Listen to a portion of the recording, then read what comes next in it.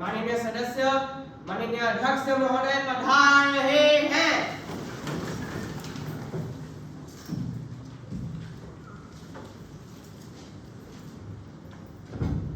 Please be seated, everyone.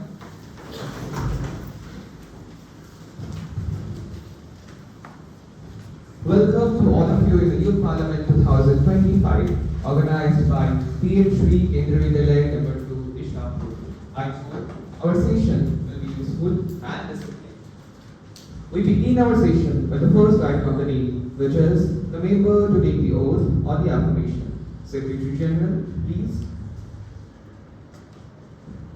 Ms. Samriddhi Devnath, who stands elected from the Guwahati constituency of Assam, will now take the oath or the affirmation. Ma'am, do you want to take the oath or the affirmation? Affirmation, please. In which language do you want to take the affirmation? In English, please. I, Ms. Samriddhi Devnath, having been elected as a member of the lower house of the Youth Parliament, do solemnly affirm that I will bear true faith and allegiance to the Constitution of India as by law established, that I will faithfully discharge the duty upon which I am about to enter.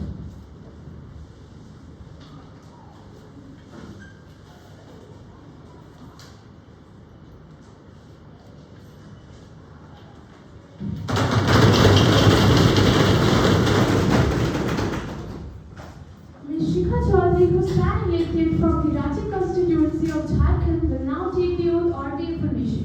Ma'am, do you want to take the oath or the affirmation? Oath, please. In which language do you want to take the oath? In English, please.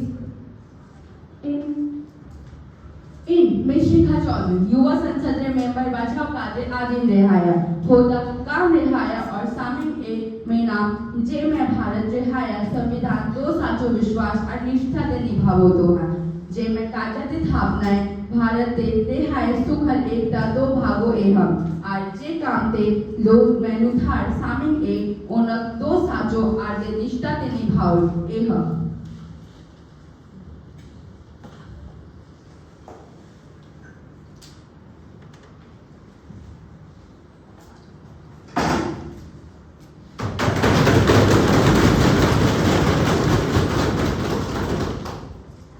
Ms. Ritisha Ray, who stands elected from the Malda constituency of West Bengal, will now take the oath or the affirmation. Ma'am, do you want to take the oath or the affirmation? Oath, please. In which language do you want to take the oath? In Bengali, please. আমি কুমারী ঋতুজা রে youth পার্লামেন্টের নিম্নকক্ষের সদস্য হিসাবে নির্বাচিত হয়েছি। ভগবানের নামে শপথ নিচ্ছি যে আমি আইনের দ্বারা প্রতিষ্ঠিত ভারতের সংবিধানের প্রতি সত্যনিষ্ঠ থেকে বিশ্বস্ততা ও অনুগত রাখব। আমি ভারতের সার্বভৌমত্ব ও অখণ্ডতা অক্ষুণ্ণ রাখব এবং যে দায়িত্বভার গ্রহণ করতে চলেছি তা আমি বিশ্বস্তভাবে পালন করব।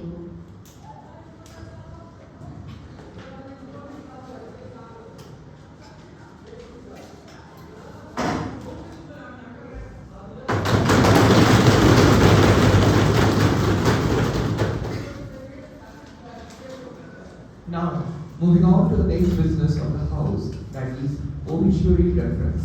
Honorable Prime Minister, please. माननीय अध्यक्ष महोदय एवं सम्मानित सदस्यगण, आज सदन की सभा में मुझे अत्यंत खेद के साथ आप सभी को यह सूचित करना पड़ रहा है कि हमारे पूर्व सहकर्मी मिस्टर अमरनाथ सिंह अब हमारे बीच नहीं रहे। हाल ही में उनका निधन हो गया है, जो न केवल हमारे सदन के लिए बल्कि संपूर्ण समाज के लिए भी एक अपूरणीय क्षति है। मिस्टर सिंह केवल एक नेता नहीं बल्कि भारतीय अर्थव्यवस्था के पुनर्निर्माण के शिल्पकार भी थे। जब हमारा देश गंभीर आर्थिक संकट से जूझ रहा था, तब उनकी दूरदृष्टि और साहसिक फैसलों ने ही हमारे देश भारत को एक नई दिशा प्रदान की। उनका नेतृत्व शालीनता, ईमानदारी व निस्वार्थ सेवा का प्रतीक था। सत्ता की चकाचौंध से दूर रहकर उन्होंने हमेशा ही देश हित व जन कल्याण को सर्वोपरि रखा। वे कहते थे, इतिहास तय करेगा कि मेरे किए गए काम का मूल्य क्या था, और आज वाकई इतिहास ने उन्हें एक महान नेता के रूप में घोषित कर दिया है। मैं समस्त सदन की ओर से दिवंगत आत्मा की शांति के लिए ईश्वर से प्रार्थना करती हूँ व शोक संतप्त परिवार को इस दुख की घड़ी में धैर्य प्रदान करने की कामना करती हूँ। धन्यवाद।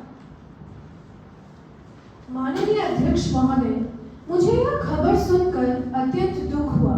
महोदय, मैं स्वयं और अपनी पार्टी को आपके और संसद की नेत्री माननीय प्रधानमंत्री जी द्वारा दी गई श्रद्धांजलि से स्वयं को जोड़ते हुए अपनी गहरी संवेदनाएं प्रकट करना चाहती हूँ। श्री अमरनाथ सिंह जी एक ऐसे नेता थे जिन्होंने अपना पूरा जीवन समाज और जनता की सेवा में समर्पित कर दिया। उन्होंने आदिवासी समुदाय और विक्षिप्त वर्गों के अधिकारियों के लिए सतत संघर्ष करते रहे। उन्होंने हमें यह सिखाया कि एक सच्चा नेता केवल वह नहीं जो केवल भाषणों में प्रभावशाली हो, बल्कि वह जो अपने कर्मों से समाज का विश्वास जीतता हो। उनके कार्यों ने यह साबित किया है कि ईमानदारी, सादगी और सेवा भावना ही राजनीति की सबसे बड़ी ताकत होती है। वे सिर्फ एक जननायक ही नहीं बल्कि एक ऐसी प्रेरणा है जो आने वाली पीढ़ी को सिखाएगा कि नेतृत्व का असली अर्थ सत्ता नहीं, हमेशा सेवा ही होती है। उन्होंने दिखाया कि जब इरादा सच्चा हो तो एक इंसान भी लाखों दिलों में उम्मीद जगा सकता है। आज हम सब ने एक ऐसे नेता को खोया है जिनकी सोच और संघर्ष हमें हमेशा याद दिलाती रहेगी कि राजनीति का मूल उद्देश्य हमेशा जनता की ही भलाई होती है। मैं अपनी और अपनी पार्टी की ओर से शोक संतप्त परिवार को हृदय से संवेदना व्यक्त करती हूँ। धन्यवाद। The House will stand for 1 minute of silence for the departed.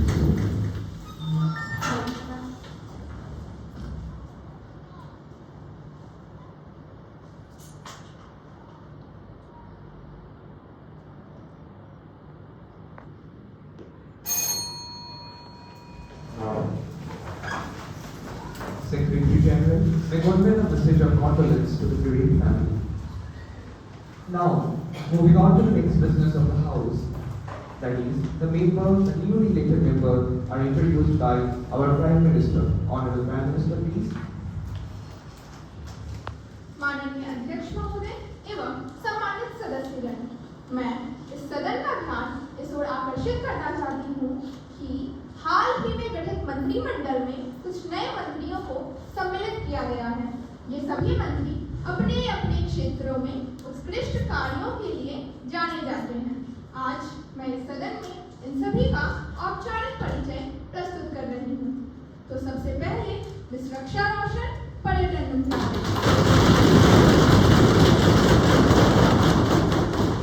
इनके बाद मिस्टर आयुष गुप्ता, सूचना एवं प्रसारण।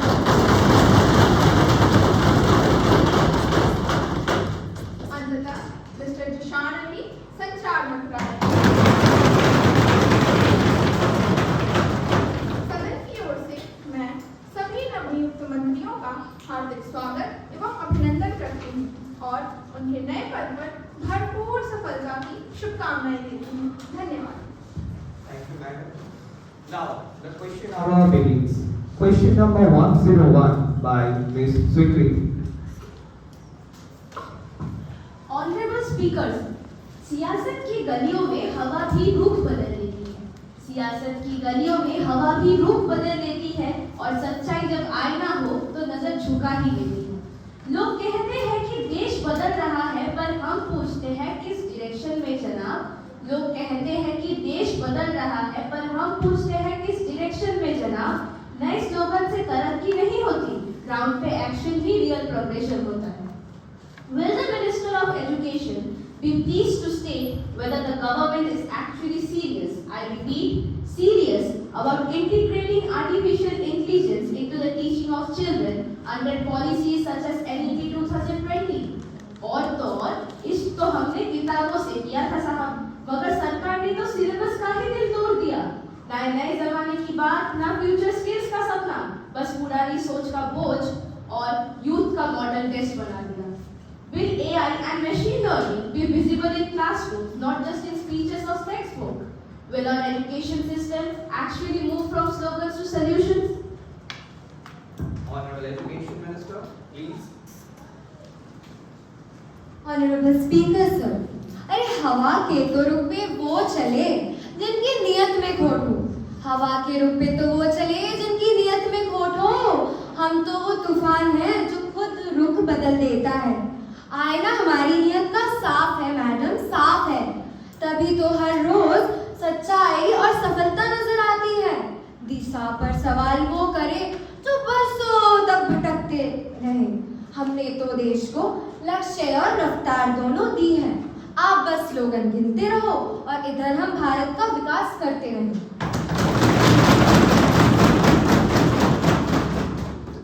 Government of India launched NAP 2022 with an aim for holistic development of students.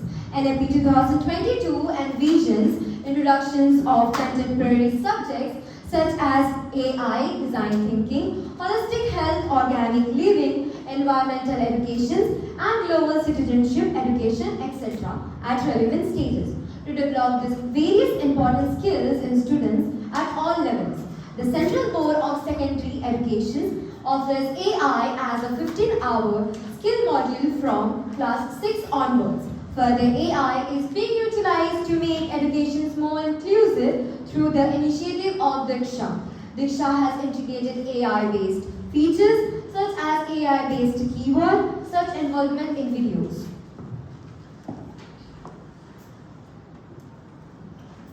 Supplementary question by Ms. Ahana. Honorable Speaker sir, I wish to ask the Minister whether the government has actually envisioned the role of artificial intelligence in the future of education. If the government has indeed considered it, then may the Minister please state the practical steps taken on the ground. Again, Honorable Education Minister, please. Honorable Speaker sir, the Ministry of Skill Development and Entrepreneurship launched a national level initiative, SOAR, which aims to embed AI awareness and foundational skills among school students, to build AI literacy among educators, to promote AI in technical education. The All India Council for Technical Education has added AI-related subjects to promote IT programs. In 2021, AICTE prepared a model curriculum for AI and data science to help faculty keep up with new technologies. Samagra Shiksha Abhiyan, a centrally sponsored scheme, has been implemented in partnership with all the states and union territories. The ICT and Digital Initiative component of Samagra Shiksha covers government and government-aided schools. Thank you, ma'am. Now, question number 102 by Ms. Shreya. मिट्टी का हर एक कण पूछ रहा है सवाल। मिट्टी का हर एक कण पूछ रहा है सवाल। कहाँ गई वो रोजगारी, कहाँ गया वो कमाल। युवाओं का हाथ है खाली, उम्मीद बनी दूर, और हमारी सरकार फिर भी कह रही है सब है cool cool.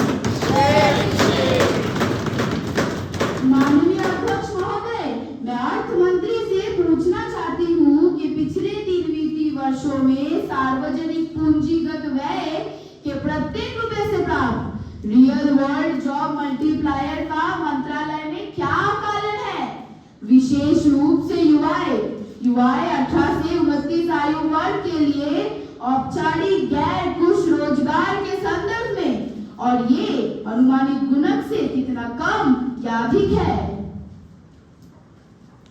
Honorable Minister of Finance, Ms. Akanksha, please. हमने नीतियां बदली, इरादे साफ रखे। हमने नीतियां बदली, इरादे साफ रखे। रोजगार के सपने अब हकीकत के आस रखे। विपक्ष को दिखता अंधेरे हर उजाले में, विपक्ष को दिखता अंधेरे हर उजाले में, क्योंकि सच्चाई का सामना करने का ताकत नहीं उनके पास, क्योंकि सच्चाई का सामना करने का ताकत नहीं उनके पास। माननीय अध्यक्ष महोदय, हमारी सरकार देश की अर्थव्यवस्था को मजबूत करने के लिए लगातार सार्वजनिक निवेश, पब्लिक इन्वेस्टमेंट बढ़ा रही है। इससे न केवल देश की विकास होता है, बल्कि लोगों के लिए नए रोजगार के अवसर बनते हैं। जब सरकार या कोई संस्था किसी काम में पैसा लगाता है, तो उस पैसे से यह पता चलता है कि कितने लोगों को रोजगार मिला है, अर्थात इससे यह पता चलता है कि सरकार द्वारा किए गए सार्वजनिक निवेश बहुत से लोगों को अधिक से अधिक अवसर मिलते हैं।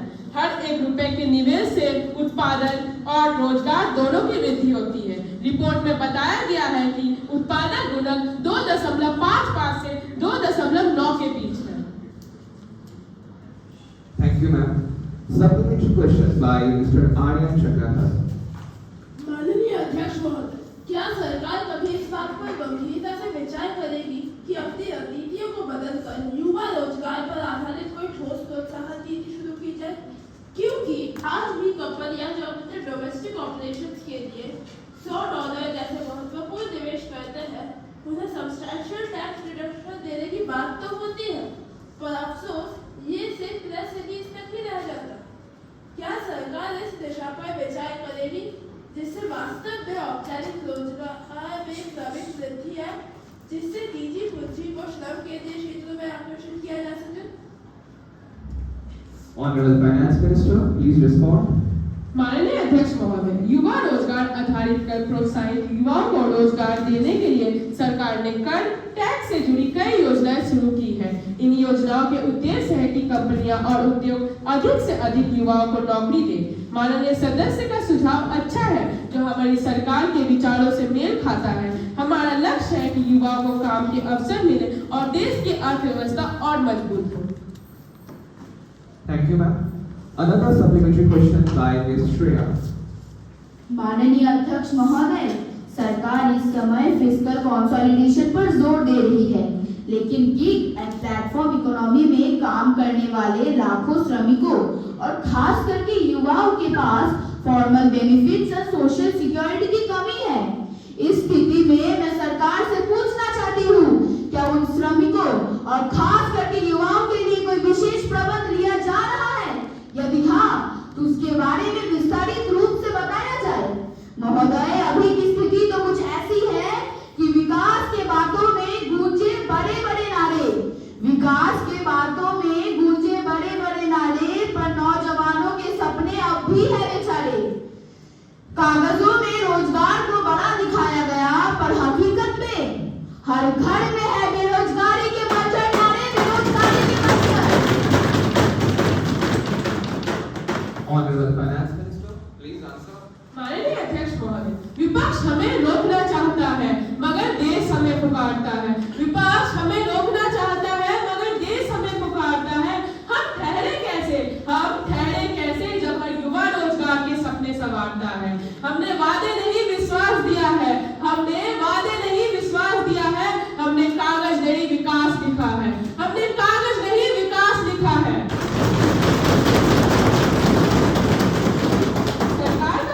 समाज के गरीब और निम्न आय वर्ग के लोगों की मदद करना है। इसके लिए सरकार ने कई योजनाएं शुरू की है, जैसे प्रधानमंत्री गरीब कल्याण योजना, प्रधानमंत्री रोजगार योजना। इन योजनाओं के तहत लोगों को घर, रोजगार, भोजन आदि से तहत मदद की जा रही है। सरकार चाहती है कि हर नागरिक को एक अच्छा जीवन मिले और कोई भी भूखा या बेघर ना रहे। इन योजनाओं से देश के गरीब और मध्यम वर्ग के लोगों को बहुत लाभ मिलता है और उनकी जीवन स्थिति में सुधार आई है। Thank you, ma'am. Now question number 103 by Mr. Rudrani. Honorable Speaker sir, Indian Railways promise भी, पर जब बात प्रोजेक्ट कंप्लीशन की आती है तो लगता है पेपर वर्क की एक्सप्रेस से तेज भागता है। The Kanyakumari Virudhunagar project has been dragging for years, testing the patience of citizens who are promised better connectivity. महोदय, वादे तो बहुत हुए पर मंजिल अभी दूर है। वादे तो बहुत हुए पर मंजिल अभी दूर है। इंतजार की घड़ी में हर मुसाफिर मजबूर है। I asked the Minister of Railways, how long will they travel on delayed trips and incomplete tracks? क्या मिनिस्ट्री के पास कोई अकाउंटेबिलिटी और टाइमलाइन है या फिर ये प्रोजेक्ट भी वर्क इन प्रोग्रेस बन के रह जाएगा? Because the nation is tired of hearing promises, it now demands arrival. Honorable Railway Minister, Mr. Naren, please. वो कहते हैं हमने कुछ नहीं किया, वो कहते हैं हमने कुछ नहीं किया, पर आंकड़े उनकी बातें झुठलाते हैं। हम काम करते हैं चुपचाप, हम काम करते हैं चुपचाप और हमारे कार्य खुद हमारी पहचान बताते हैं। Honorable Speaker, sir, the Kanyakumari-Virudhunagar railway project is not just another line. It connects the soul of Tamil Nadu from south to north. यह रेल लाइन किसानों के खेतों, छात्रों के सपनों और उद्योगों के विकास की नई डोरी है. This project is a major connectivity mission enhancing passenger convenience and flight efficiency, linking the southernmost tip of Bharat with its industrial heartland. Forest, environmental and geological clearances took time, but every step brings us closer to a stronger, more connected Bharat. It will connect farmers to markets, students to cities, and industries to opportunities. A true symbol of Viksit Bharat in motion. Supplementary question by Miss Mona Lee. पत्ते झड़ते हैं उठाता है कोई कोई, अरे पत्ते झड़ते हैं उठाता है कोई कोई, वादे तो सभी करते हैं बस निभाता है कोई कोई. माननीय अध्यक्ष महोदय, मैं महामान्य रेलवे मिनिस्टर से यही पूछना चाहती हूँ कि क्या मंत्रालय सच में सोच रहा है कि हमारे ट्रैक्स पर एआई सेंसर्स लगाकर अवरोधों का पता लगाया जा सके और दुर्घटनाओं को रोका जा सके, ना कि ये टाउ 19 में से एक है जो सिर्फ प्रेस कॉन्फ्रेंस में की सीमित रहती है. क्या वे हमें यह बताने की कृपा करेंगे कि इनर स्कोप, करंट स्टेटस और रोल आउट प्लान कब वे पावरपॉइंट स्लाइड से निकलकर पटरियों पर उतरेंगे, ना कि हमें एआईएन माने ऑल इमेजिनरी अनाउंसमेंट इंटेलिजेंस समझना है.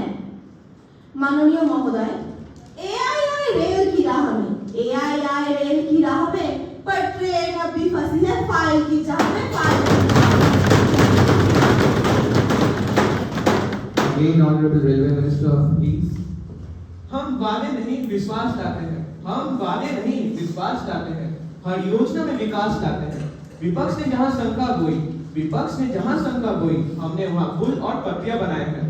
Honorable Speaker, sir, traditional safety measures are essential, but now we are combining them with modern AI-based detection and alert system for early warnings and preventive action.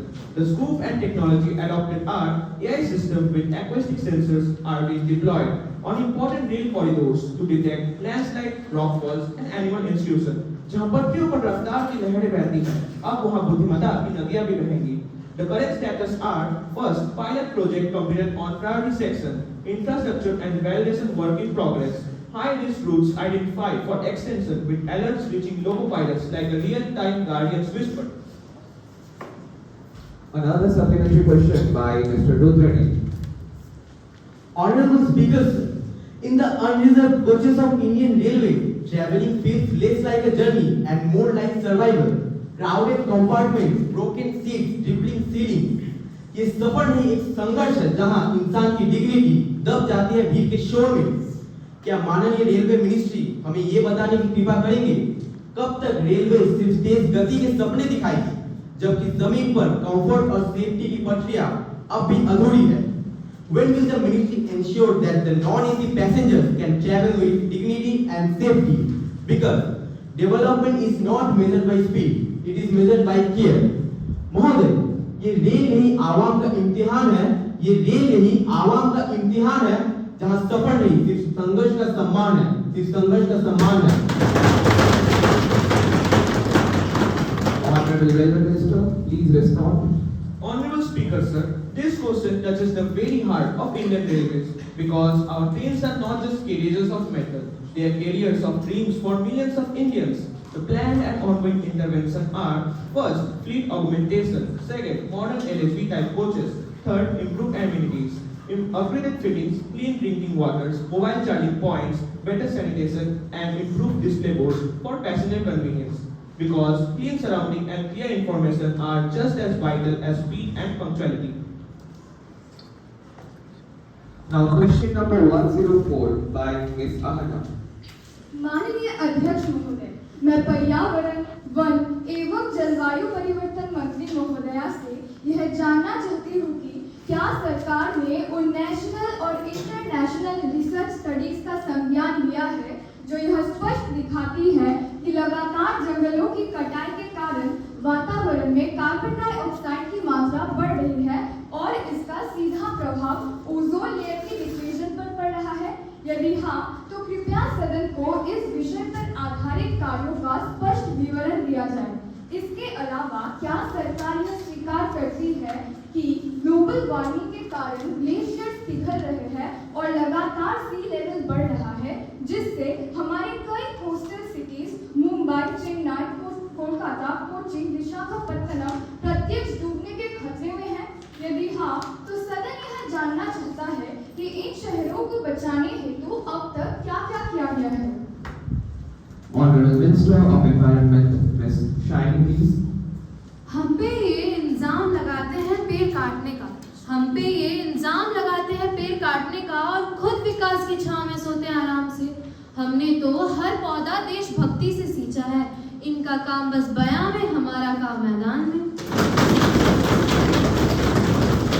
Honorable Speaker, sir, no, the government of India is not aware of any research studies which indicates the impact of carbon dioxide on ozone depleting layer. Carbon dioxide is not an ozone depleting substance and its emission has no proven impact on it. The government is implementing the National Action Plan on Climate Change, which is overreaching a policy framework comprised of national emission in specific area of solar energies. Further, as per information received from the Department of Science and Technology, it's implementing two national missions. First, National Mission for Sustaining the Himalayan Ecosystem, and second, the National Mission for Strategic Climate Changes. Supplementary question by Ms. Swikri. Honorable Speakers, I seek to ask the Minister of Environment what are the details of the reduction in the size of our Himalayan glaciers during the last 5 years. These glaciers are not just ice, they are the lifelines of our environment and the eternal peace of Bharat Mata. क्योंकि जब हिमालय पिघलता है तो सिर्फ बर्फ नहीं, हमारी उम्मीदें भी बह जाती हैं. And whether a large number of animals are becoming extinct due to the continuous cutting and destruction of our forests. जब जंगल कटता है तो सिर्फ पेड़ नहीं गिरते, किसी मासूम जानवर की आखिरी सांस भी वही दम तोड़ देती है. Our tigers are vanishing, elephants are losing their parts, birds no longer sing where they once nested, yet the government remains a silent spectator. Again, Honorable Environment Minister, please. हवा को जहरीला किसने बनाया ये सबको पता है, हवा को जहरीला किसने बनाया ये सबको पता है. अब मंच में आके ये नया नकाब लगाते हैं. हमने तो धरती को हरियाली दी है सौदे में, ये तो कैमरे के आगे बस पत्ते लगाते हैं. Honorable Speaker, several Indian institutes, universities and organizations funded the Government of India through Ministry of Earth, Science, Department of Science and Technology, etc. National Centers of the Polar and Ocean Researches has been monitoring 6 glaciers in Chandra Basin. In Western Himalaya 2015, a state-of-the-art field research station, Himachal, established in Chandra Basin to prevent water pollution for conduction, field experiment and expenditure glaciers.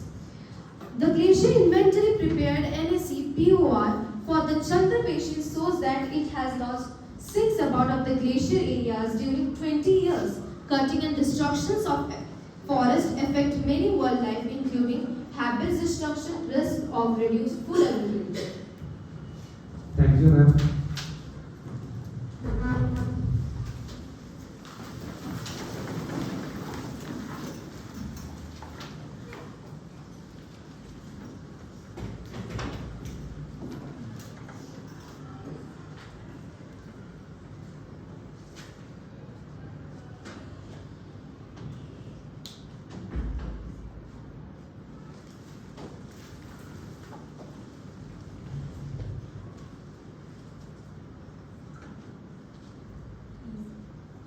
Please be seated, everyone. Now, we move on to question number 105 by Mr. Swarnava Kukri. Honorable Speaker, ma'am, I rise today demand accountability and honesty. ওরা বলছে নারীকে আজ আমরা সম্মান দিচ্ছি, ওরা বলছে নারীকে আজ আমরা সম্মান দিচ্ছি, আমি বলি কোথায় তোমাদের সম্মান? পোস্টারের হাসিতে না বাস্তবের চোখের জলে? পোস্টারের হাসিতে না বাস্তবের চোখের জলে? ওরা নারীর নামে ভোট চায়, কিন্তু নারী যখন কথা বলে তখন পুলিশের গাড়ি পাঠায়। Honorable Minister, several government schemes has been launched in the name of women empowerment. I would like to know what concrete step has taken ensure women ownership in housing economic activities in rural areas. क्या सरकार तैयार है एक खुले मंच पर अपनी हर scheme की हर सफलता को जनता के सामने रखने के लिए? जनता सबसे बड़ा जज है और हम उनकी आवाज बनके यहाँ खड़े हैं। শেষে একটাই কথা বলতে চাই আমি, স্বভাব তুমি না জেনে দোষ দিও না ড্রেসকে, স্বভাব তুমি না জেনে দোষ দিও না ড্রেসকে, দম থাকলে জবাব দাও তুমি প্রেসকে, জবাব দাও তুমি। Honorable Women and Child Development Minister, Ms. Ananya Mishra, please. Thank you, Madam Speaker. We recognized early, to empower a woman is to empower our nation. That is why, under Pradhan Mantri Awas Yojana, Gramin, millions of homes are being registered in the woman's name. Our message is clear. A woman as a homeowner is a family's pride and the nation's progress. Cleanliness and dignity have found a champion in Swachh Bharat mission with over 12 crore toilets constructed. Women are no longer forced to risk their safety just for a basic need. Rural transformation comes alive through Ujjwala Yojana. More than 10 crore women have received LPG connections. Imagine the impact. Less smoke, more safety, and precious hours saved from collecting firewood are now being used to study, earn, and dream. We have ambitious programs, the National Rural Livelihoods Mission, Stand Up India, and Pradhan Mantri Mudra Yojana. Through these, lakhs of women from villages and small towns have turned into successful entrepreneurs. As we say, each enterprise led by a woman is a lighthouse for men.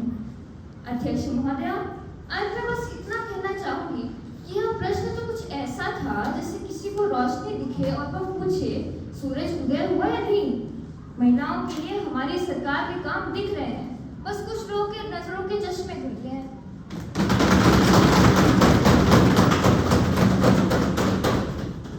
Supplementary question by Ms. Aadre Kayal. धन्यवाद madam speaker. मैं यहाँ सिर्फ प्रशंसा सुनने नहीं, सरकार को जनता के सच्चे सवालों का सामना करवाने आई हूँ। क्या हम सिर्फ योजनाएं गिनकर खुश रहेंगे या असली जिंदगियों में भी बदलाव लाएंगे? सरकार हमें कृपा करके ये बताए, क्या हर गांव की बेटी, हर शहर की महिला अपने अधिकारों का खुलकर उपयोग कर पा रही है या अब भी वो सिस्टम की दहलीज पर ही अटकी हुई है? क्या हर हेल्प डेस्क तक सच में महिलाओं की पहुंच है या सिर्फ आंकड़ों का खेल ही हो रहा है? ग्रास रूट्स की आवाज तो अभी यही कहती है, गांव की महिला को स्कीम्स का पता ही नहीं, डर और लाज की दीवार उनके प्रोग्रेस को रोकती है। क्या है कि नहीं? बिल्कुल। क्या सरकार ने कभी ग्राउंड से इन परेशानियों को महसूस किया है? पंचायतों में रिजर्वेशन है, लेकिन क्या असली नेतृत्व महिलाओं के हाथ में है या सरनेम के पीछे असली ताकत अभी किसी और की है? अंत में मैं बस इतना कहना चाहूंगी, अब ना डरेगी ना झुकेगी गांव की बेटी, अब ना डरेगी ना झुकेगी गांव की बेटी, जो ठान ले तो संसद हिला दे, झोली में माटी लेती।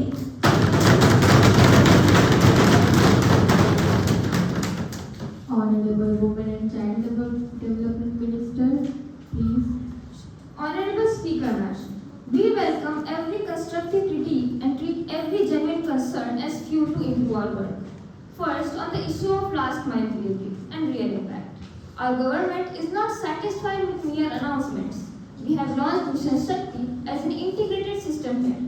Helpline numbers, safety audits, and legal assistance ensure that women do not remain invisible victims, but get justice, rehabilitation, and support at every stage. वो कहते हैं बदला क्या, बस कागज पे लिख दिया। वो कहते हैं बदला क्या, बस कागज पे लिख दिया। हम कहते हैं देखो जरा, जिंदगी का रंग बदल दिया, जिंदगी का रंग बदल दिया।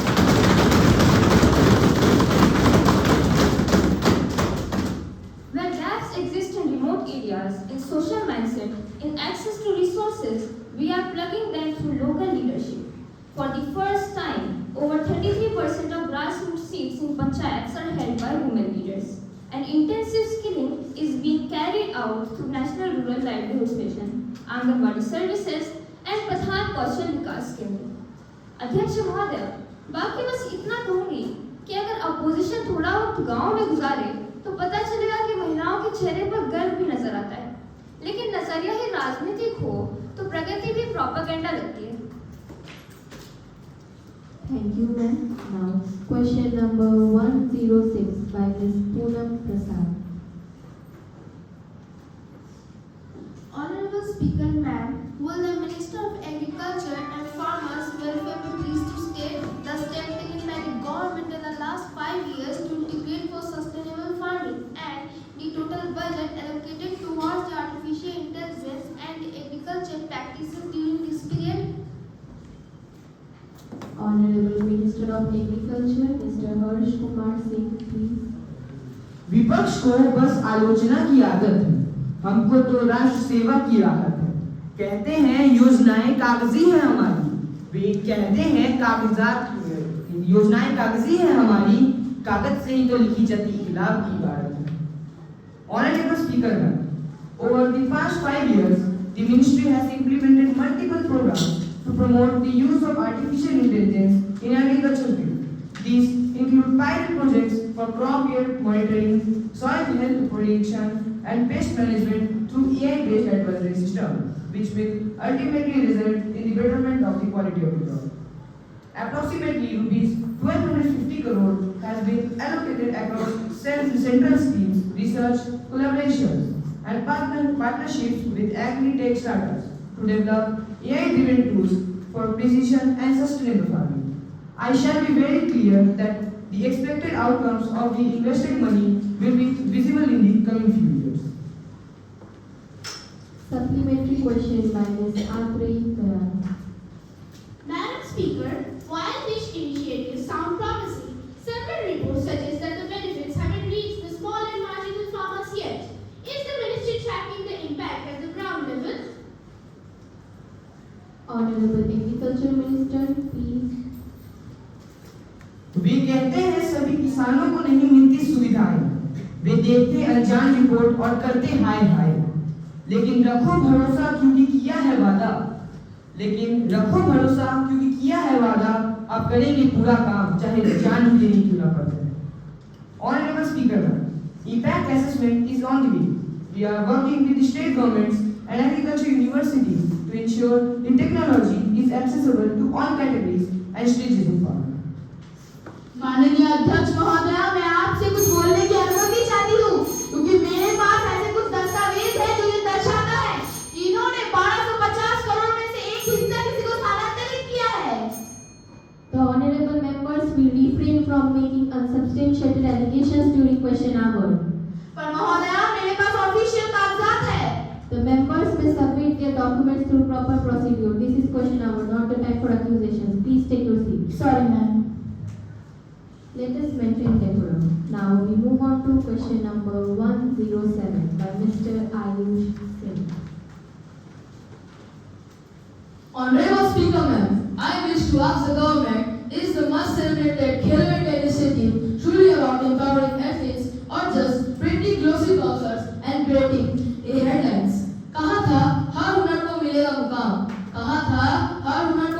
मुकाम, मगर हकीकत यह है कि खिलाड़ियों को नहीं मिलते जूते और ना मैदान।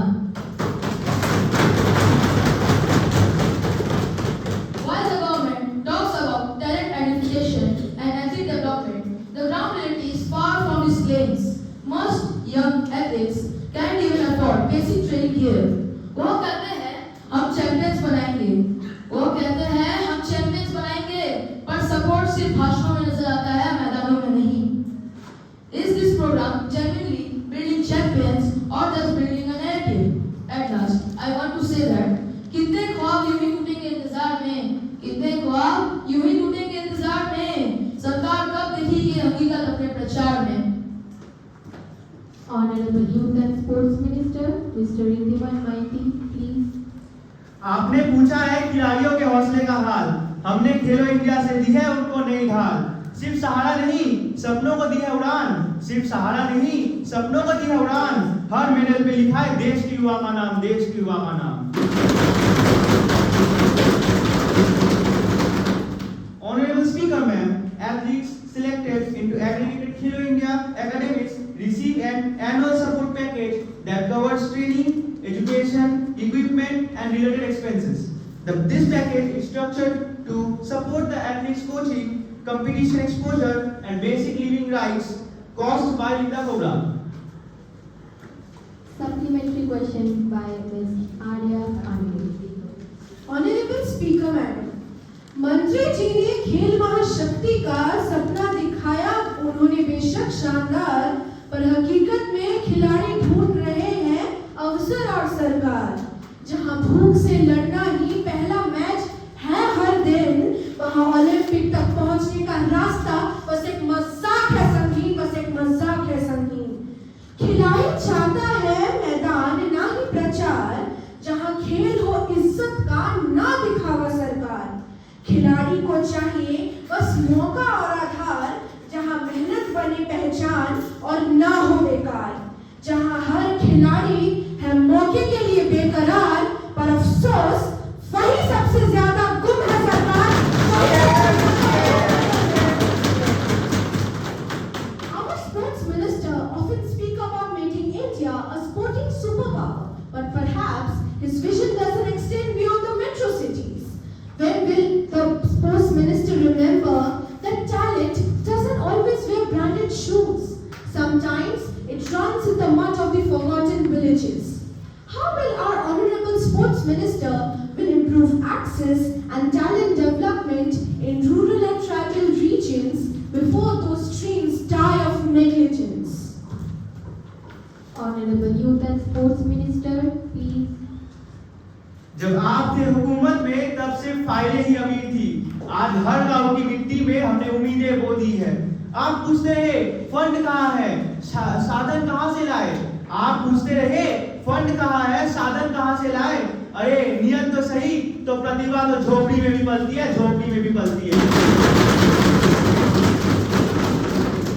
Honorable Speaker, ma'am, the ministry will continue to encourage proposals from district and block level institutions, expand aggregated Khelo India centers in undeserved regions, incentivize state governments to run talent hunt programs, use past champions as mentors at the grassroots, and promote pay and play and school-based infrastructure upgrades so that youth can train locally without relocating.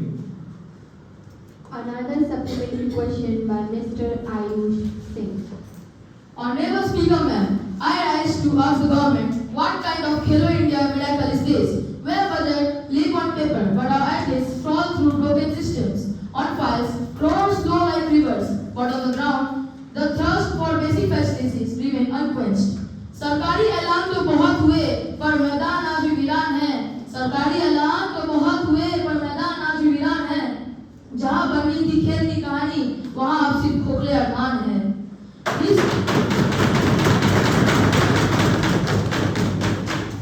We speak of talent identification, but fail to identify the struggle. We talk of youth empowerment, but the only thing empowered is the press release. कभी नंगे पांव दौड़ते किसी खिलाड़ी को देखिए, तब समझ आएगा कि देशभक्ति भाषणों से नहीं पसीने से पैदा होती है। So I ask, are we building champions or just chanting empty claims? At last, I want to say that सपनों की कीमत यहाँ वादों से तोली जाती है और मेहनत की पहचान सिर्फ पोस्टर में झांकी जाती है। सरकारी खेल नीति का यही दस्तूर है, जो चमके कैमरे में वही मशहूर है। Honorable Youth and Sports Minister, please respond. Khelo India operates talent identification events, establishes Khelo India centers, aggregated academies, and provides financial support to identified athletes for training, equipment, scientific support, and competition exposure. It also hires experienced athletes as coaches and mentors at Khelo India centers to run training programs. Thank you, sir. Now, question number 108 by Shrestha Mandal. Honorable Speaker, ma'am, I wish to ask how many more innocent lives must be used before safety becomes a promise, not an afterthought. Because this was not an isolated accident, it was a result of outdated equipment, ignorant warnings and systematic negligence. वो कहते हैं ये हादसा था किस्मत में लिखा था। वो कहते हैं ये हादसा था किस्मत में लिखा था। हम कहते हैं ये लापरवाही का लिखा हिसाब था। जो रोकी जा सकती थी मौत, वो सरकारी चुप्पी की वजह से भयभीत हो गई। Why do you always act after the tragedy and never before? Why is accountability always missing when it needed the most? हर बार एक मुआवजा तय होता है पर कभी कोई दोषी क्यों नहीं साबित होता? सवाल पूछो तो कहते हैं जांच होगी पर नतीजों में सिर्फ चुप्पी बोली जाती है। So I ask again, how many more must die before we stop offering condolence and start delivering changes? At last I want to say, कभी सोचना उन आंखों के बारे में जिन्होंने अपनों को हादसे में खो दिया। सिस्टम कहता है दुर्भाग्य पर वो जानते हैं हत्या तो सिर्फ कागज पर बैठ नहीं। Honorable Minister of Aviation, Mr. Soham Shah, please. Honorable Speaker Ma'am, हादसा बड़ा था पर इरादा और बड़ा होगा। हर चूक का जवाब सुधार से बड़ा होगा। जो गिरा है उसकी याद तो नहीं मिटेगी, अब आसमान भरोसे से भरेगा, ये प्रतिज्ञा सच्ची रहेगी। हम इस दुर्घटना से गहरा शोक व्यक्त करते हैं। हर परिवार का दर्द भी हमारा दर्द है, लेकिन यह समय केवल आक्रोश का नहीं, एक्शन का है। सरकार ने तुरंत हाई लेवल इंक्वायरी कमेटी गठित कर दी है। हम हर एयरलाइन को सेफ्टी ऑडिट के दायरे में ला रहे हैं, पायलट ट्रेनिंग को विश्व स्तर के मानकों तक बढ़ा रहे हैं और नेविगेशन सिस्टम को मॉडर्नाइज कर रहे हैं। एयर ट्रैफिक कंट्रोल और रनवे मैनेजमेंट में भी नए सेफ्टी नॉर्म्स लागू किए जा रहे हैं। Let us not politicise grief, let us mobilise grief. यह हादसा भारत की एविएशन हिस्ट्री में एक मोड़ बनेगा जहां से सुधार शुरू होंगे और भरोसा लौटेगा। Thank you, sir. Now, supplementary question by Ms. Archita Mukhopadhyay. जो वादे थे उजाले की वे धुंध में खो गए। जो वादे थे उजाले की वो धुंध में खो गए। जो बोले थे बदनाम की वही खुद सो गए। अब जनता पूछती है हर गली हर चौराहे पर, हर गली हर चौराहे पर सत्ता बदली या बस कुर्सियां हो गई नहीं। Honorable Speaker Ma'am, the assurances that were provided sound ambitious, but the reality on the ground and in the skies tells a very different story. We have heard similar promises before during demonetization, during GST, even under digital reforms, and yet the common citizens continues to face corruption, inefficiency, and lack of accountability. Now I ask, will the Aviation Minister be pleased to state that after these proposed reforms, how exactly will accountability be ensured when flights are delayed for hours, passengers are left stranded, and safety audits are either ignored or delayed? We have been seeing incidents of passengers stuck in airports overnight, reports of technical glitches, staff shortages, and rising ticket fares, yet no one is held answerable. So the opposition demands not just broad assurances, but tangible action. We want results, not repetition, execution, not excuses. Thank you, ma'am. Honorable Minister of Aviation, please respond. माननीय अध्यक्ष महोदय, सरकार ने इस हादसे को केवल दुख के रूप में नहीं बल्कि सुधार के अवसर के रूप में देखा है। हम एक सेफ्टी रिफॉर्म बिल ला रहे हैं जो देश के एविएशन सेक्टर को नई दिशा देगा। इसमें होंगे stricter regulatory checks, compulsory real time aircraft monitoring, zero negligence tolerance और हर फ्लाइट के लिए डिजिटल सेफ्टी लॉक सिस्टम। हर एयरपोर्ट पर इमरजेंसी ऑडिट होगी, हर विमान के लिए सेफ्टी रेटिंग तय की जाएगी। हमारा लक्ष्य होगा every flight safe, every life secure. हमारा वादा है अब हाथ से इतिहास नहीं सुधार की कहानी बनेंगे। Thank you, sir.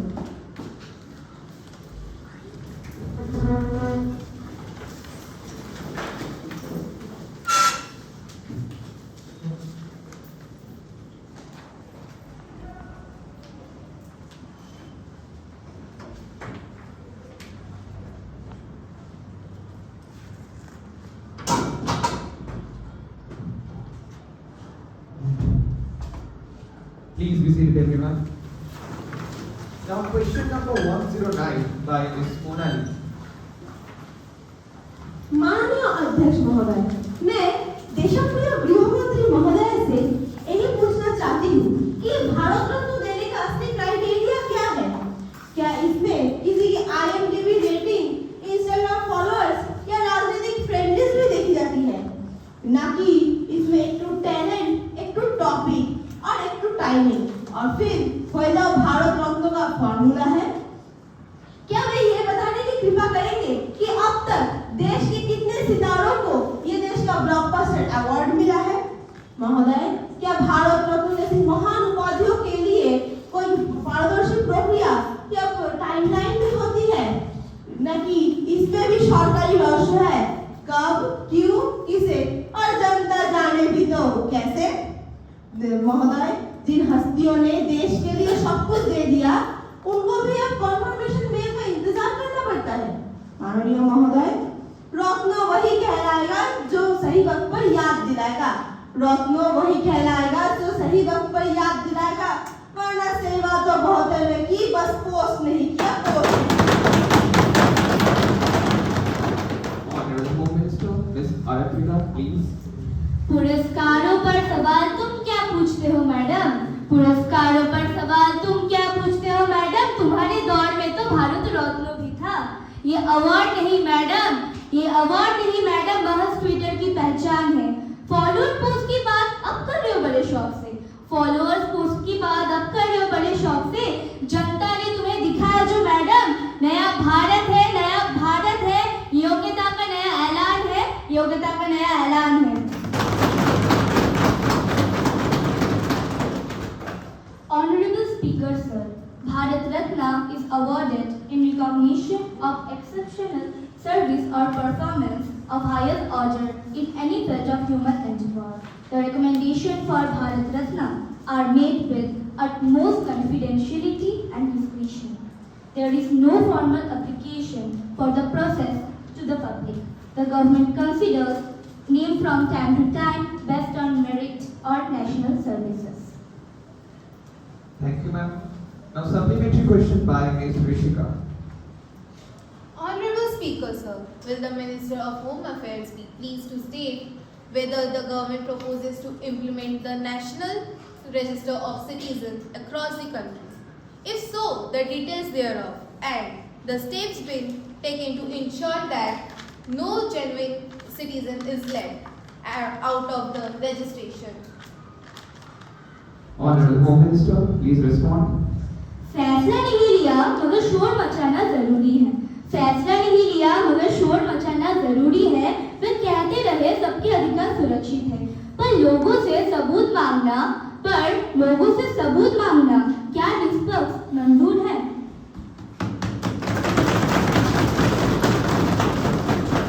माननीय अध्यक्ष महोदय, सरकार ने समय समय पर ये स्पष्ट किया है कि आसाम राज्य में की गई एनआरसी माननीय सर्वोच्च न्यायालय के निर्देशों के अनुसार थी। वर्तमान में राष्ट्रव्यापी एनआरसी कराने का कोई निर्देश नहीं लिया गया है। सरकार ये सुनिश्चित कराने के लिए प्रतिबद्ध है कि प्रत्येक वास्तविक भारतीय नागरिक के अधिकारों की रक्षा की जाए। भविष्य में कोई भी कार्यवाही की जाती है तो उसमें उचित प्रक्रिया का पालन किया जाएगा और दावों के अनुसार के लिए पर्याप्त अवसर प्रदान किए जाएंगे। Thank you, ma'am. No more supplementary question, please. Now the paper to be laid on the table. Minister of Trade and Commerce, Ms. Dona, to lay the paper listed against their name.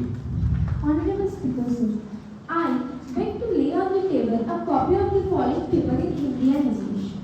The annual review of India's foreign trade policy of financial year 2024-25 in compliance with Section 4(3) of Foreign Trade Development and Regulation Act 1992. And I also beg to lay on the table a statement in Hindi and English explaining the reason for the delay in laying of the audited accounts of National Trading Corporation 2023-24. The paper are duly laid on the table of the House. Secretary General to lay on the table a copy of the bill as listed by the upper chamber. You are also requested to report message from upper chamber of Youth Parliament. Sir, I have the upper chamber following message received from Secretary of Upper Chamber of Youth Parliament in accordance with the provision of rules of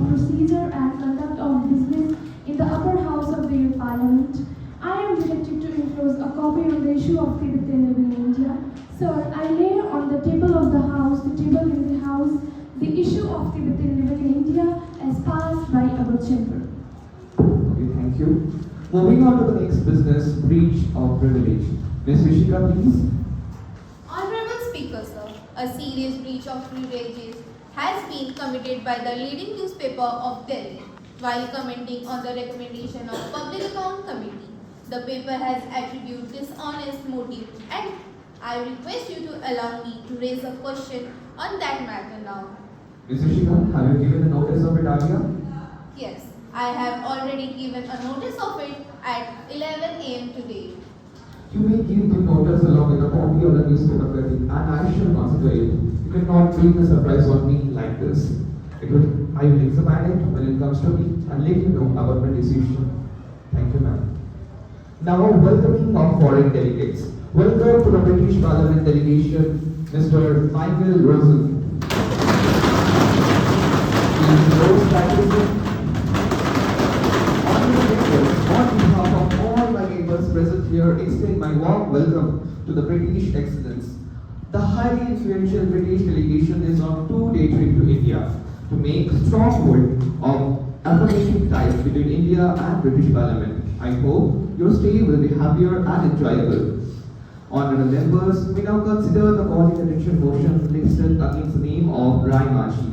This matter is of urgent public importance. Ms. Rai Machi, please call the attention of the Minister of State, Women and Child Development. माननीय अध्यक्ष महोदय, मैं माननीय महिला एवं बाल विकास मंत्री का ध्यान बाल कुपोषण नियंत्रण और चिंताजनक विषय, विशेष रूप से गंभीर तीव्र कुपोषण SAM और आंगनबाड़ी केंद्रों AWCS की परिचालना, प्रभावशीलता, बुनियादी ढांचे और मानव संसाधनों से संबंधित बढ़ती चिंताओं की ओर आकर्षित करती हूँ, जो इस लड़ाई में हमारे आखिरी पंक्ति के कार्य करता है। मैं मंत्री जी से इस मामले पर एक व्यापक वक्तव्य देने का अनुरोध करती हूँ। Honourable Women and Child Development Minister of State, please. नहीं चाहिए हमें मंदिर मस्जिद और गिरजाघर, नहीं चाहिए हमें मंदिर मस्जिद और गिरजाघर, बस गुजारिश है इतनी सी कि आबाद रहे सब और हमारी देश की नागरिक भूखा न सोए। Honorable Speaker, sir, I express my heartfelt appreciation to the member for highlighting this matter that affects the future of the nation. सरकार कुपोषण से उत्पन्न चुनौतियों से पूरी तरह अवगत है। हम पोषण अभियान के तहत महत्वपूर्ण निवेश के बावजूद कुछ जिलों में धीमी प्रगति दर्शाने वाली रिपोर्टों को भी स्वीकार करते हैं। Our Anganwadi centers AWCS is the backbone of ICDS. That is, currently support over 8 crore beneficiaries nationwide. विपक्ष कागज पर पोषण बांटती थी, विपक्ष कागज पर पोषण बांटती थी, वही आज हमने हर एक थाली पर पोषण बांटे हैं। हालांकि हमें लॉजिस्टिक संबंधी बाधाओं का सामना करना पड़ा है। The government has initiated a national digital nutritional monitoring campaign employing smart devices tracker applications for real-time and transparent data management. हम आंगनबाड़ी कार्यकर्ताओं के लिए प्रमुख प्रदर्शन संकेत KPIs यानी Key Performance Indicators के आधार पर एक नई प्रोत्साहन संरचना पेश कर रहे हैं, जिसका विशेष लक्ष्य SAM मामलों को कम करना है। अनुपूरक पोषण की आपूर्ति श्रृंखला और AWCS बुनियादी ढांचे की समीक्षा के लिए अगले 3 महीने, कितने महीने? अगले 3 महीने तक एक उच्च स्तरीय समितियों को कार्य सौंपा गया है। हम सदन से ये विश्वास दिलाना चाहते हैं कि यह मंत्रालय इसे परम प्राथमिकता मानती है। धन्यवाद। Thank you, Minister Ms. Majumdar. Now, Ms. Machi, you may ask a brief follow-up question. Anganwadi में अंधेरा है, पोषण की बात करते हो। आंगनबाड़ी में अंधेरा है, पोषण की बात करते हो। जमीनी हकीकत से बढ़कर डिजिटल की बात करते हो। माननीय अध्यक्ष महोदय, मंत्री जी डिजिटल निगरानी की बात कर रहे हैं, लेकिन जमीनी हकीकत तो यह है कि लगभग 40% ग्रामीण और जनजातीय क्षेत्रों में अभी भी विश्वसनीय बिजली, साफ पेयजल और बुनियादी स्वच्छता का अभाव है। बिजली नहीं, पानी नहीं, कैसे होगा काम? अरे बिजली नहीं, पानी नहीं, कैसे होगा काम? स्मार्टफोन और कनेक्टिविटी, ये सब है बस नाम। जब कार्यकर्ताओं के पास कार्यात्मक स्मार्टफोन, कनेक्टिविटी और काम करने के लिए कार्यात्मक जगह भी नहीं है, तो पोषण ट्रैकर का सही ढंग से उपयोग कैसे किया जा सकता है? इसके अतिरिक्त प्रदान किए जाने वाला अनुपूरक पोषण अक्सर निराश होते थे। बच्चे को चाहिए पौष्टिक आहार, ना कि निराश भोजन। बच्चे को चाहिए पौष्टिक आहार, ना कि निराश भोजन। स्थानीय उत्पाद से ही होगा उनका सही पोषण। क्या मंत्रालय बच्चे की स्वीकार्य और पोषण परिणामों में सुधार के लिए स्थानीय मौसमी उपज के आधार पर खाद्य टोकरी में विविधता लाने के लिए प्रतिबद्ध होगा?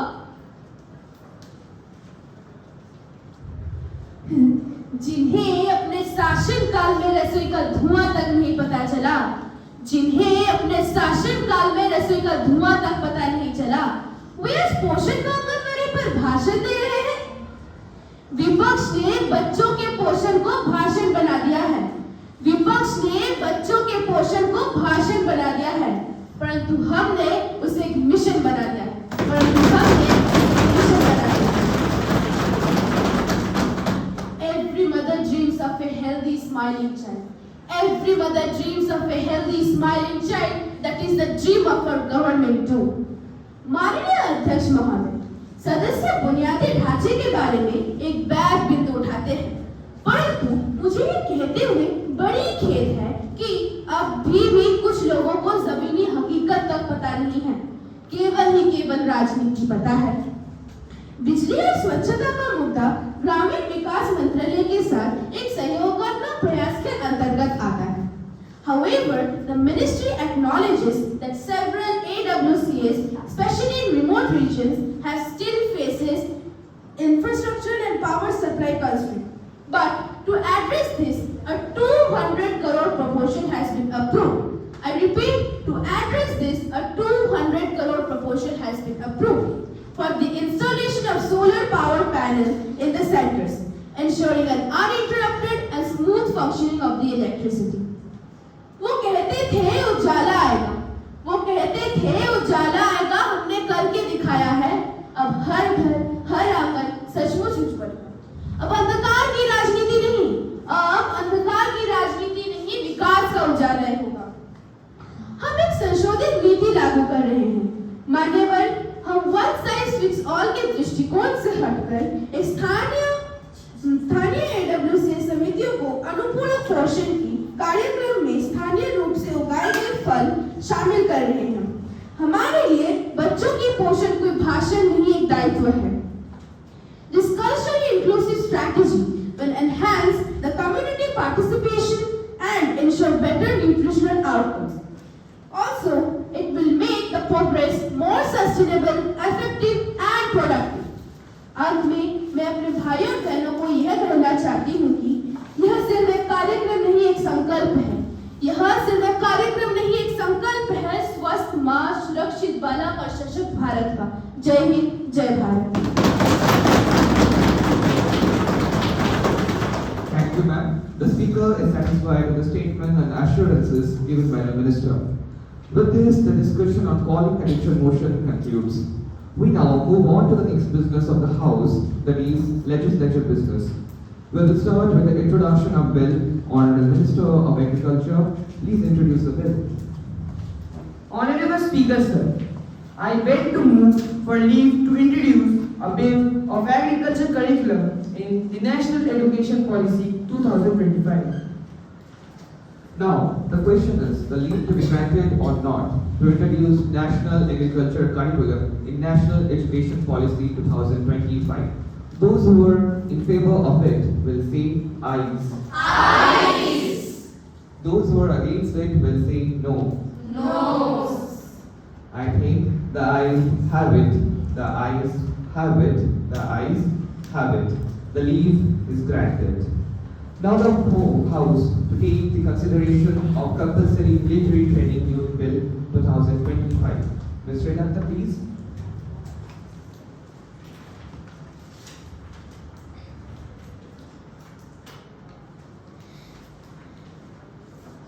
आओ झुककर सलाम करें, आओ झुककर सलाम करें उनको जिसके हिस्से में ये मुकाम आता है। कितने खुशनसीब हैं वो लोग जिनका खून वतन के काम आता है, जिनका खून वतन के काम आता है।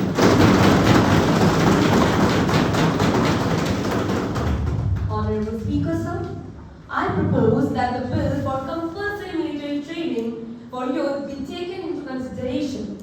This initiative aims to foster discipline, teamwork, leadership and character building among young citizens. Military training will instill national pride, unity and a sense of responsibility towards the nation.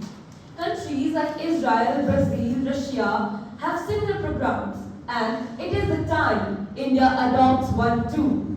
Around 3 crore young men and women reach training age each year. Though it requires a lot of efforts, this government is prepared to undertake it. Note that this government is ready to do this. This bill will promote equality as all individuals will be trained alike regardless of their backgrounds.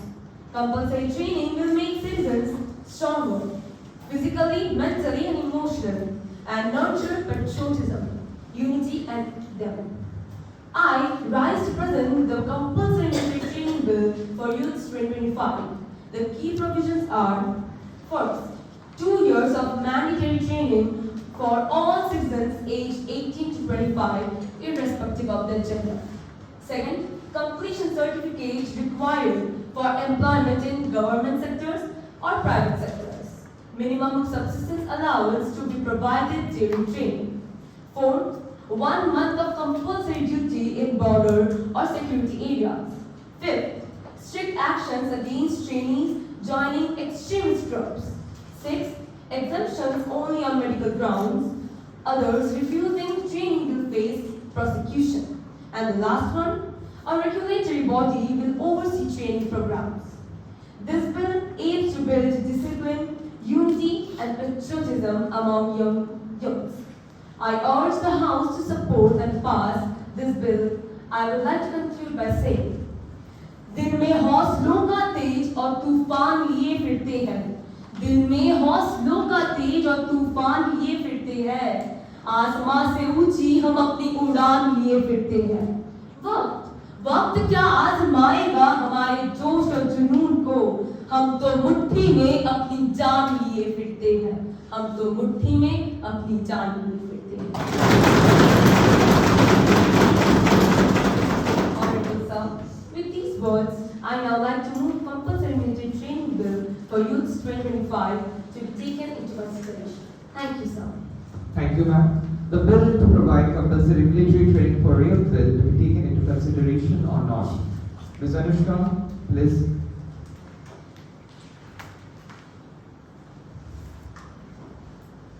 माननीय अध्यक्ष महोदय, मैं इस विधेयक के समर्थन में खड़ी हूँ। हाल ही में कुछ घटनाओं ने हमें ये सोचने को मजबूर किया है कि भारत के प्रत्येक नागरिक को सैन्य प्रशिक्षण दिए जाने चाहिए। महोदय, हमें संगीत और किताबों की जरूरत है, बंदूकों की नहीं। हाँ महोदय, ये हमें उग्र बना सकता है। जी हाँ महोदय, ये बिल आत्मघात भी साबित हो सकता है। Honorable members, please take your seats. You cannot raise a question in between somebody's statement. Please maintain the decorum of the House. Minister, please continue. इस दौड़े चुनौती से निपटने के लिए एक सफल सेना का होना आवश्यक है जो इनका मुकाबला कर सके। अतः राष्ट्र में सैन्यकरण हो, इसकी आवश्यकता है। समर विज्ञान की शिक्षा ग्रहण करना हर तरह से उपयोगी है। इसमें कोई संदेह नहीं है कि ये लोगों को अनुशासित करती है।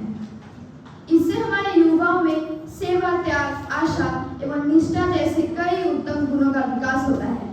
सैन्य प्रशिक्षण विदेशी आक्रमण के समय लोगों को शारीरिक रूप से स्वस्थ एवं तंदुरुस्त रखता है एवं बौद्धिक क्षमताओं में विकास लाता है।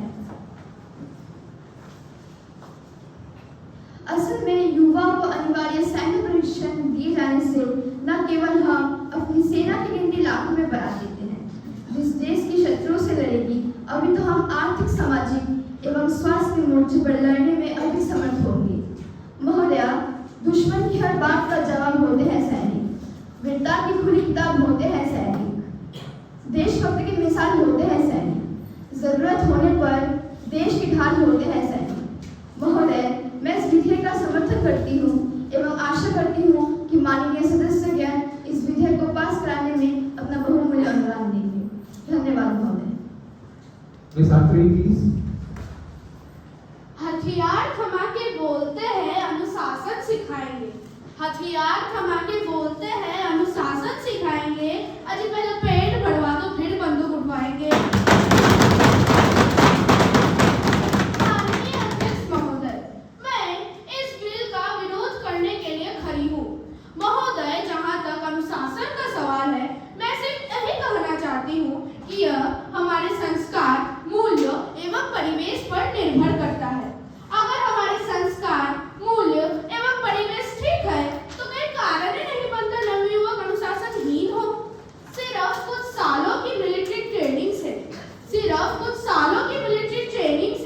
क्या हम उनके विचारधारा को बदल सकते हैं? एक तरफ समाज में लाखों नवयुवक बेरोजगार है, उन्हें दो वक्त की रोटी भी नहीं मिल रही। ऐसे में उनके हाथ में बंदूक थमा देना, सैन्य प्रशिक्षण देना उचित होगा? कहते ही नहीं। भूखा नौजवान का सेना संभालेगा? अरे भूखा नौजवान का सेना संभालेगा, वही रोटी नहीं मिली तो वही बंदूक उछालेगा। हो सकता है ये प्रशिक्षित नवयुवक देश के खिलाफ ही बंदूक उठा ले, हो सकता है इस शिक्षित नवयुवक मर के बीच की भड़कार करने लगे, यानी भारे के सैनिक बन जाए तो क्या होगा? कभी ई दिशा में सोचा है आपने महोदय? कभी ई दिशा में सोचा है आपने महोदय कि अगर यही प्रशिक्षित नवयुवक प्रलोभन में आकर अगर आतंकवाद की तरफ चल जाए तो क्या होगा? महोदय, इससे देश की बहुत बदनामी होगी। महोदय, अगर अनुशासन सिखाना है तो शिक्षा के माध्यम से अनुशासन किया जाए। महोदय, ये बहुत ही गंभीर विषय है। कहीं ये मिलिट्री ट्रेनिंग उस भस्मासुर की तरह साबित ना हो जाए जो भगवान शंकर से वरदान लेने के बाद उन्हीं को मारने के लिए दौड़ पड़े। अंत में मैं इस बिल के विषय में जो आशंका मेरे मन और मस्तिष्क में है उसके लिए यही कहना चाहती हूँ, यहाँ तहजीब बिकती है, यहाँ फरमान बिकते हैं। अजी यहाँ तहजीब बिकती है, यहाँ फरमान बिकते हैं। जरा तुम दाम तो बोलो, अरे जरा तुम दाम तो बोलो, यहाँ तो ईमान बिकते हैं, यहाँ ईमान बिकते हैं। Mr. Soham, please. Honorable Speakers, I rise to express my firm support for the bill for military compulsory military training. This initiative, in my opinion, is not merely a proposal, it is a necessity for a stronger, more disciplined and united India. Military training shapes character with resilience and nurtures a spirit of service. It transforms ordinary youth into responsible citizens, physically fit, mentally strong and emotionally balanced. It will also help to curb internal threats such as nationalism by channeling youthful energy towards nation building rather than destruction. Beyond defense, military trained individuals can play a crucial role during natural disaster and providing humanitarian aid. Many countries have already implemented such programs, proving their usefulness and relevance. I would like to conclude with these lines. अभी जिसका खून न खौला खून नहीं वो पानी है, अभी जिसका खून न खौला खून नहीं वो पानी है, जो देश के काम न आया वो बेकार जवानी है, भाई वो बेकार जवानी I support this bill wholeheartedly. Ms. Monali, please. जो खुद कुर्सी के कुशन से आगे नहीं बढ़े, जो खुद कुर्सी के कुशन से आगे नहीं बढ़े, वो हमें मैदान की मिट्टी सिखाने चले हैं। माननीय अध्यक्ष महोदय, अजीब विडंबना है, क्या कहे कि करे कहे और कहे बिना भी कैसे रहे।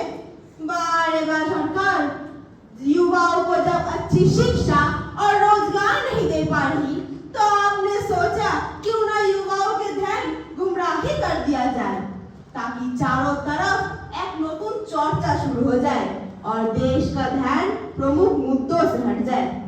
माननीय महोदय, कहानी तो अच्छी बनी, पकौड़े भी अच्छे बने, बस सरसों की जगह केरोसिन तेल। अंग्रेजी में कहावत है महोदय जी, if you fail to convince, better confuse। महोदय, क्या सरकार अनिवार्य सैन्य प्रशिक्षण के नाम पर देश के युवाओं को गुमराह करना चाहती है? क्या हाल हो गया है, युवाओं के हाथ और पेट दोनों खाली है। खाली पेट सर का बोझ ले युवा दर बदर की ठोकरें खा रही है। आपको करना क्या चाहिए? तो आप सैन्य प्रशिक्षण के नाम पर देश के युवाओं को गुमराह करना चाहते हैं और उनके स्वर्ण भविष्य के साथ खिलवाड़ करना चाहते हैं। आप उनके मन और मस्तिष्क को उग्र बनाना चाहते हैं। महोदय, आखिर इस सरकार की मनसा क्या है? महोदय, देश की रक्षा के लिए हमारे पास एक सबल सेना तो है ही, तो आप ऐसा बिल लाना क्यों चाहते हैं? भारत भूमि तो बुद्धों की भूमि है, ना कि बुद्धों की भूमि। ये बिल देश के युवाओं को उग्र बना देगा और उनको गुमराह कर देगा। एक भ्रम और देश अब नहीं चलेगा। एक देश 140 कोटि लोगों का है और इनमें से बहुत सारे युवक ऐसे हैं जो स्वेच्छा से आने को तैयार है। आप उनको एक मौका तो दीजिए सरकार। अनिवार्य सैन्य प्रशिक्षण उस देश के लिए तो ठीक है जिसकी जनसंख्या कम है, परंतु एक भारत जैसे विशाल जनसंख्या वाले देश के लिए ये अधिक अनुचित है। आखिर में मैं सिर्फ यही कहना चाहती हूँ, देशभक्ति भाषणों से नहीं बलिदान से नापी जाती है। देशभक्ति भाषणों से नहीं बलिदान से नापी जाती है। पर यहाँ तो बिल भी बिना समझे ही पास की जाती है।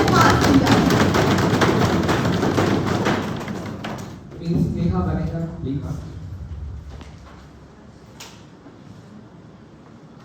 माननीय अध्यक्ष महोदय, मैं अपनी बातों को इन 4 पंक्तियों में रखना चाहूंगी। मेरी सांसें मेरा लहू मेरे बदन में रहा की, मेरी सांसें मेरा लहू मेरे बदन में रहा की, मेरा मुल्क हर वक्त मेरे जहर में रहा। मैं बड़ा तो अंदाज भी कुछ गजब का था कि, मैं बड़ा तो अंदाज भी कुछ गजब का था कि, तब भी यह तिरंगा मेरे कफन में रहा, तब भी यह तिरंगा मेरे कफन में रहा। महोदय, अनिवार्य सैन्य प्रशिक्षण से हमारे युवाओं में देश प्रेम और राष्ट्रभक्ति की भावना का विकास होगा और युवाओं को देश के लिए समर्पित होने का मौका मिलता है। महोदय, इस तरह के प्रशिक्षण युवाओं में स्वाभिमान और आत्मविश्वास दोनों को बढ़ाते हैं। वे अपने आप को दूसरों से बेहतर तरीके से समर्पित करने का विश्वास रखते हैं। महोदय, ऐसे प्रशिक्षण हमारे युवाओं में शारीरिक दक्षता को बढ़ाने में भी अपना बहुमूल्य योगदान देते हैं और साथ ही साथ सैन्य प्रशिक्षण हमारे युवाओं में नेतृत्व करने की क्षमता को भी बढ़ाते हैं। यह युवाओं की दक्षता को संपूर्ण रूप से उत्कृष्ट कर देने में भी सहायक होता है, जो उनके अपने जीवन में भी काफी उपयोगी होगा, चाहे वह जिस भी क्षेत्र में हो। अनिवार्य सैन्य प्रशिक्षण हमारे राष्ट्र सुरक्षा की दृष्टि से भी अत्यंत महत्वपूर्ण है। इस तरह की ट्रेनिंग युवाओं को रोजगार का अवसर भी प्रदान करती है, चाहे तो वह युवाओं के लिए अनिवार्य हो जाता है, तो यह उनके व्यक्तित्व विकास और देश की सुरक्षा दोनों के लिए महत्वपूर्ण होगा। अंत में मैं यही कहना चाहूंगी कि यह एक क्रांतिकारी बिल है जो इस देश को युवाओं के लिए बिल का पत्थर साबित होगा। अंत में इस बिल का समर्थन करती हूँ और आशा करती हूँ कि यह सदन इस बिल को पास कराने में अपना बहुमूल्य योगदान देगा। धन्यवाद महोदय। Now, Ms. Mona, माननीय अध्यक्ष महोदय, आज मैं इस लोकतंत्र के मंदिर में उस प्रस्ताव के विरोध में खड़ी हूँ जो युवाओं पर अनिवार्य सैन्य प्रशिक्षण थोपना चाहता है। महोदय, हर इंसान का नजरिया अलग होता है, हर किसी की उड़ान की दिशा अलग होती है। किसी को किताबों में अपनी रणभूमि दिखती है तो किसी को प्रयोगशाला में भविष्य का सपना, किसी को मंच चाहिए अपनी बात कहने के लिए तो किसी को चाहिए एक शांति जगह अपनी राह चुनने के लिए।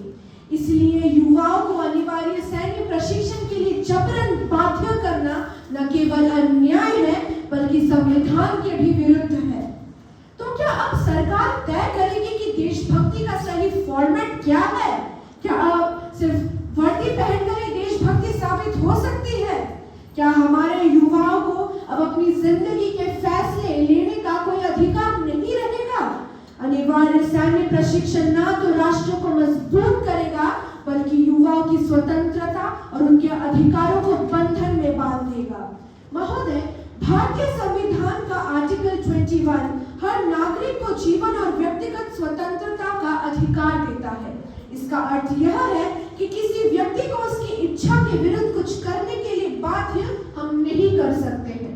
तो क्या इस बिल के साथ हम अपनी ही संविधान को नकार देंगे? क्या अब युवाओं की आजादी का कोई मूल्य नहीं रहेगा? सरकार कहती है यह देशभक्ति सिखाएगी। मैं कहती हूँ देशभक्ति जबरदस्ती से नहीं, मन की इच्छा से आती है। जिस देशभक्ति को आदेश पर निभाना पड़े वो देशभक्ति नहीं, डर की परछाई होती है। तो मैं पूरे आत्मविश्वास से कहती हूँ हर नजरिया अपना, हर फैसला अपना, जबरदस्ती से बनेगा क्या कोई महान योद्धा या कोई खोई हुई आत्मा? अगर देशभक्ति वर्दी में कैद होगी तो सोच बगावत बन जाएगी। जहां बंदूक गरजेगी वहां सच्चाई दब जाएगी। हम वो युवा हैं जो शब्दों से संग्राम लड़ते हैं। हमें रोकोगे तो कलमों से इनकलाब कर देते हैं, कलमों से इनकलाब कर देते हैं। Now, Honorable Prime Minister, what is your opinion about this bill? माननीय अध्यक्ष महोदय, मैं इस चर्चा में भाग लेने वाले सभी सम्मानित सदस्यों का हृदय से आभार व्यक्त करती हूँ जिन्होंने इस विधेयक पर अपने रचनात्मक सुझाव और सार्थक आलोचनाएं प्रस्तुत की। मैं इस सदन द्वारा दिए गए सभी मूल्यवान परामर्शों के लिए भी कृतज्ञ हूँ। अब मैं कुछ मुद्दों पर स्पष्टीकरण प्रस्तुत करना चाहूंगी। एक बिंदु यह उठाया गया कि इस प्रस्तावित संरचना का ढांचा नेशनल कैडेट कॉर्प्स यानी एनसीसी से मिलता जुलता है। इस बात से बिल्कुल इनकार नहीं किया जा सकता, लेकिन आप इस तथ्य को भी नकार नहीं सकते कि इस बिल के अंतर्गत दिए जाने वाले सैन्य प्रशिक्षण की तीव्रता और व्यापकता एनसीसी से कहीं अधिक होगी। इसका उद्देश्य हमारे युवाओं को अधिक अनुशासित, तत्पर और सुदृढ़ बनाना है, जो आवश्यकता पड़ने पर राष्ट्र की सुरक्षा में महत्वपूर्ण भूमिका निभा सके। एक अन्य आशंका यह व्यक्त की गई कि प्रशिक्षित युवा आतंकवाद और अवैध गतिविधियों से जुड़ सकता है और यहाँ तक कि भाड़े के सैनिक यानी मर्सिनरीज के रूप में तक कार्य कर सकता है। इस संदर्भ में मैं यह बात बिल्कुल स्पष्ट कर देना चाहती हूँ कि यह भय पूरी तरह काल्पनिक है। मैं दोहराती हूँ, पूरी तरह काल्पनिक है और किसी भी ठोस आधार पर आधारित नहीं है। साथ ही इस बिल की रूपरेखा के अंतर्गत ऐसे संभावित दुरुपयोगों को रोकने के लिए उचित सुरक्षा प्रावधान और नियंत्रण व्यवस्था पूर्व निर्धारित रूप से ही सम्मिलित कर दिए गए हैं। अब मैं अपनी बात को कुछ पंक्तियों में समेटना चाहूंगी।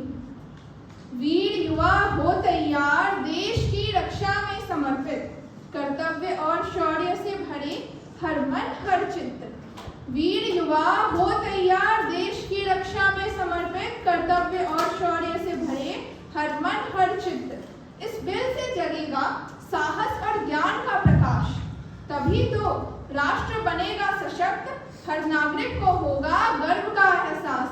अरे तभी तो राष्ट्र बनेगा सशक्त और हर नागरिक को होगा गर्व का एहसास। माननीय अध्यक्ष महोदय, मैं इस सदन से विनम्र अनुरोध करती हूँ कि इस बिल को पारित किया जाए। धन्यवाद महोदय। Thank you, ma'am. Now the question is, the compulsory military training for youth bill 2025 should be taken into consideration or not? Those who are in favor of it will say ayes. Ayes. Those who are against it will say noes. Noes. I think the ayes have it. The ayes have it. The ayes have it. The bill is adopted. The House is adjourned at 11 a.m. tomorrow. Thank you.